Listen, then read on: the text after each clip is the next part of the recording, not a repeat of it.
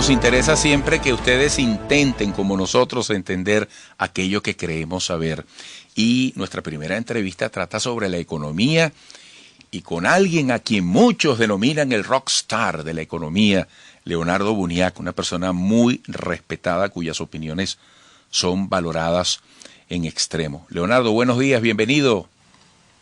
Muy buenos días, Eduardo. Feliz año. Un saludo enorme a todos tus redescuchas. Deseándote lo mejor para este año, ¿no? Igualmente, Sigas Leonardo. ayudando a tanta gente. Igualmente. Mira, Leonardo es economista, magíster en Economía Internacional, especialista en finanzas internacionales, consultor en planificación estratégica y calificador de riesgo bancario. Bueno, Leonardo, la noticia es que el Banco Central de Venezuela bajó coeficiente de encaje legal de 93% a 85%.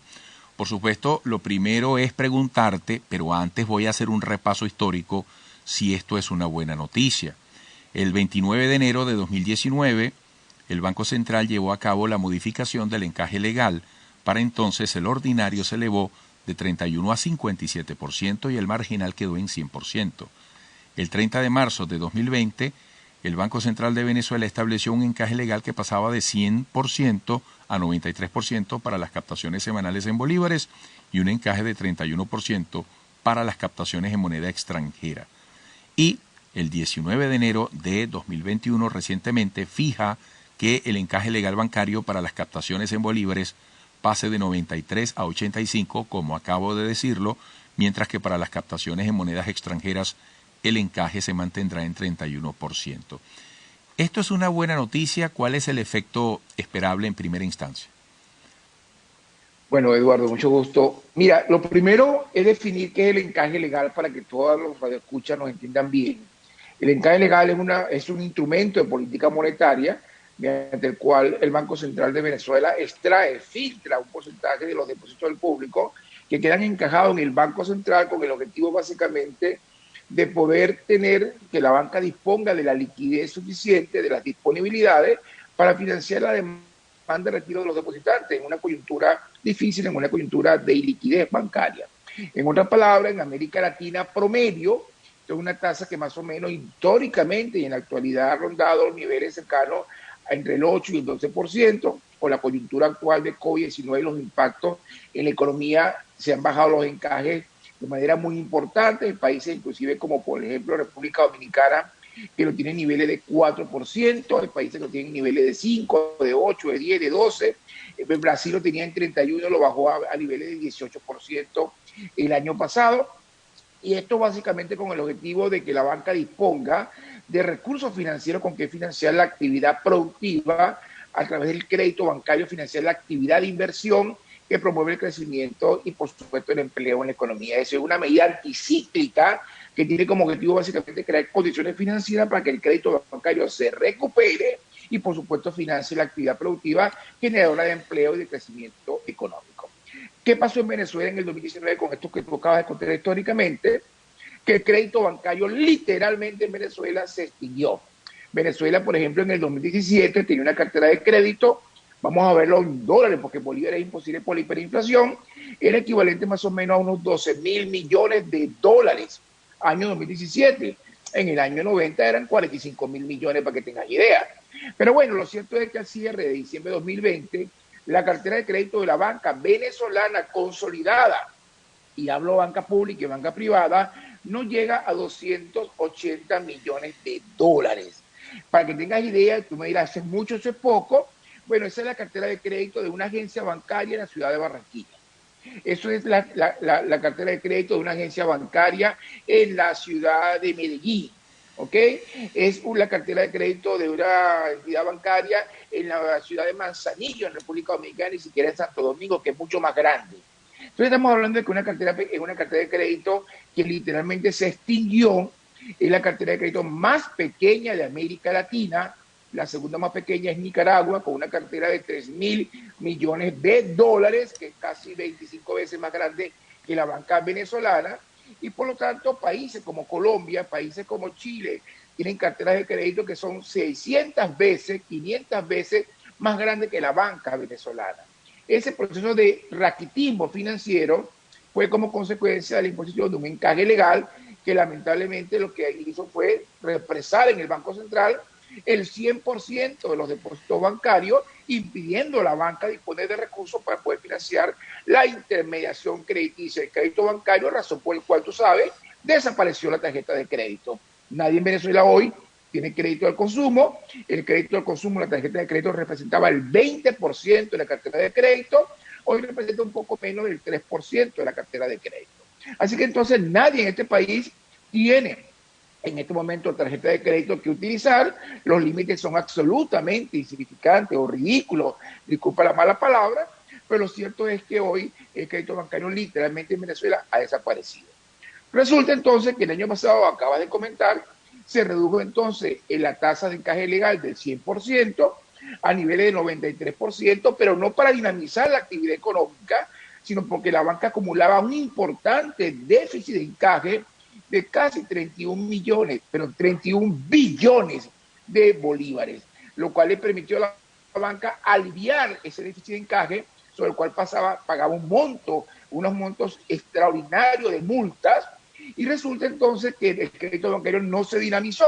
Sencillamente lo que se hizo fue aliviar de alguna manera el déficit de encaje de la banca, porque la banca estaba incumpliendo los requerimientos de encaje del Banco Central de Venezuela. ¿Qué acaba de ocurrir? Y esto es importante explicarlo, Eduardo, porque la expectativa que se genera de inmediato es que con esta reducción del encaje legal del 93 al 85%, se va a dinamizar el crédito bancario, se va a reactivar la actividad crediticia de intermediación, y uno de los beneficiarios, por ejemplo, podría ser el crédito al consumo, la tarjeta de crédito. Pues yo le tengo una muy mala noticia a la población, me parece odioso dar malas noticias. Y es que en este momento, en este instante, la banca venezolana, el sistema bancario venezolano, tiene el déficit de encaje legal más alto de toda su historia. Y esa es la razón por la cual el Banco Central decide reducir la tasa de encaje de 93 a 85%. Me explico bien. Dada la tasa del 93%, hoy la banca venezolana, fecha hoy, tiene requerimiento de encaje de 468 billones de bolívares, 468 millones de bolívares. Y en la cuenta corriente del Banco Central apenas tiene 393. Eso significa que tiene un déficit de encaje que está incumpliendo el encaje legal en 75 billones de bolívares. La banca no está cumpliendo el requerimiento de encaje porque la liquidez, la disponibilidad que tiene se lo impide. En el mercado interbancario, donde se prestan entre bancos, se movieron 56 billones de bolívares, una tasa overnight de 132%. Y la banca está pagando una multa de 138% a un déficit de encaje que además se actualiza con el tipo de cambio. Es decir, que es una bola de nieve que no deja de crecer, y la banca está pasando en este momento por severos problemas de liquidez. ¿Eso pone en apuros la salud del sistema bancario? Sin duda. Hoy la banca venezolana es una banca que está adecuadamente capitalizada, que cuenta con recursos propios suficientes para financiar cualquier deterioro en la calidad de cartera, pero sus niveles de liquidez, por supuesto, están en los niveles más bajos, está incumpliendo el encaje legal. Afortunadamente, no hay ningún banco con problema, pero lo que sí es cierto es que están incumpliendo los requerimientos de encaje, que son 468 billones de bolívares. Por lo tanto, está pagando una multa en este momento de 138% de interés anualizado, con el agravante de que ese déficit se actualiza con el tipo de cambio oficial. En consecuencia, ¿qué hizo el Banco Central? Para aliviar la situación de la banca, bajó el requerimiento de encaje de 93 a 85, lo cual le va a dar un alivio a la banca de casi 40 billones de bolívares para cubrir el déficit de encaje. Leonardo, tengo que hacer una pausa. Fíjate, yo quiero que al regreso continuemos en este tema y me gustaría preguntarte en paralelo qué pasa con nuestro sistema bancario y las autorizaciones que se están haciendo desde el punto de vista del Poder Central para que haya manejo de dólares. Porque yo quisiera también un análisis sobre ese 31% en el que se reitera el encaje legal para la moneda extranjera. Esto puede resultar un salvavidas para el sistema bancario en su relación con el encaje legal. ¿Qué dinámica podemos esperar toda vez que el dólar, ya sabemos, tiene un protagonismo determinante en la economía venezolana. Leonardo Buniac al regreso. Leonardo Buniac, en el caso de la moneda extranjera, sabemos las decisiones recientes que ha tomado el Ejecutivo para que los bancos se incorporen a prestar servicios en dólares. Se decide o se reitera un encaje de 31%. ¿Qué dinámica, qué efectos podemos esperar en este otro aspecto del funcionamiento bancario en Venezuela? Sí, seguro. Mira, para terminar la idea inicial que estábamos conversando, lo que quería al final venderte es que esta es una nueva medida que no va dirigida a Leonardo Boniac, ni a Eduardo Rodríguez, ni a la señora Josefa Barreto, ni a la señora Iraida Campos. No, no va dirigida a ella, porque el crédito bancario no se reactiva como consecuencia de esta medida, porque básicamente lo que va dirigida es a la banca venezolana a aliviar de alguna manera un déficit de encaje que el propio Banco Central ha creado con la tasa de encaje legal del 100% y luego respectivamente del 93%. Por el lado de la moneda extranjera, es interesante porque las captaciones de la banca, las captaciones de divisas con estos instrumentos, novedosamente desde el año 2019, las captaciones han llegado ya a un nivel cercano a los 234 millones de dólares. ¿Okay? Son depósitos en efectivo, ya sabemos que son ya contra el mismo banco, se puede hacer pago biométrico con establecimientos que tengan cuenta en el mismo banco. Eso ha dinamizado un poco, ¿verdad?, el sistema de pago de la economía en un momento donde no hay efectivo en bolívares ni hay efectivo en dólares, ¿ok? Sin embargo, tú dirás, ¿cómo este mantenimiento de 31% de encaje puede afectar positivamente la dinámica económica de Venezuela? Bueno, lo afectaría positivamente si la banca pudiese disponer de esos dólares, de esos 234 millones de dólares que tiene en sus cuentas de captaciones que ha hecho el sistema bancario venezolano, si eso estaría disponible, por ejemplo, para financiar créditos en moneda extranjera. Porque esa es la gran noticia. ¿Qué es la intermediación bancaria? Es básicamente captar dinero, ya sea bolívares o dólares, de las unidades económicas superavitarias que generan ahorro para financiar la actividad crediticia de aquellos emprendedores, de aquellos empresarios que requieren crédito para financiar su flujo de caja de tesorería, para invertir, para comprar materia prima, para producir. Y para eso es el encaje, entre otras razones, ¿no? Para para darle a la banca capacidad de otorgar créditos. Por supuesto, el problema de esto es... Pero tú me estás diciendo que la banca, tú me estás diciendo que la banca no puede otorgar aún créditos en dólares, aunque tenga definido un encaje legal para la moneda extranjera. Te voy a fastidiar, Eduardo. Yo no te estoy diciendo eso, te lo digo el viernes el Banco Central de Venezuela. El Banco Central de Venezuela lanzó el día viernes una prohibición absoluta de otorgar en Venezuela créditos en moneda extranjera que no sean, por supuesto, revisados, que no sean autorizados por la Superintendencia de Bancos o por el Banco Central de Venezuela. O sea, te estoy diciendo que esto es lo realmente paradójico en un momento donde la economía venezolana urgentemente requiere crédito bancario. El Banco Central Europeo llevó la tasa de interés activa a menos 0,21, menos 0,25, es decir, negativa. La Reserva Federal llevó la tasa de interés a zona cero con el objetivo de crear condiciones financieras para la reactivación del crédito bancario, que es el verdadero motor. ¿Y entonces economía. para qué se define un encaje legal en moneda extranjera? Que no, bueno, me imagino para que el Banco Central disponga de cierto porcentaje de los depósitos captados en dólares. Un poco entender y adivinar para qué es eso, pero lo que sí es cierto es que no se puede disponer de este dinero para financiar crédito bancario. Se prohíbe en términos absolutos el otorgamiento de crédito bancario en dólares en Venezuela y per se está prohibido el crédito bancario en bolívares cuando la banca no tiene disponibilidad ni liquidez para poder prestar con un déficit de encaje de 75 billones y un requerimiento de encaje de 493. Es decir, que toda la riqueza de los venezolanos está represada en el Banco Central de Venezuela. Hay un momento donde todas las economías del planeta tienen programas de estímulos fiscales por el lado del Ejecutivo, pero programas de estímulos monetarios por parte de su Banco Central para realizar el crédito bancario. Leonardo, ¿cuál es el sentido o cuál es la novedad de estos anuncios entonces si nada ha cambiado, si el titular es que en Venezuela siguen inexistentes los créditos bancarios? Entonces, básicamente, estamos hablando de que el discurso económico queda subordinado al discurso político y es algo así como decir que todo cambie para que nada cambie. En otras palabras, estamos haciendo cosas, pero para que nada cambie. En este momento, el sector productivo necesita urgentemente crédito bancario. Eduardo, importante, el Estado empresario en Venezuela desapareció. La capacidad del Estado venezolano desde el punto de vista represivo a lo mejor es muy poderosa.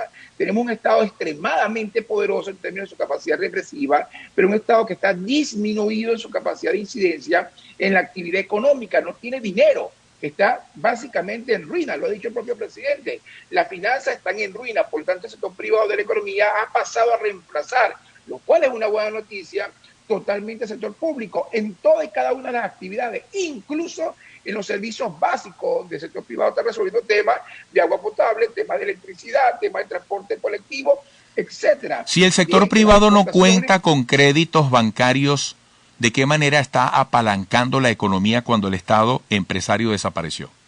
Con recursos propios, Eduardo. Es impresionante el esfuerzo extraordinario que está haciendo el sector productivo. Este año estamos exportando más de 2.500 millones de dólares. Podemos llegar a 3.000 millones en exportaciones.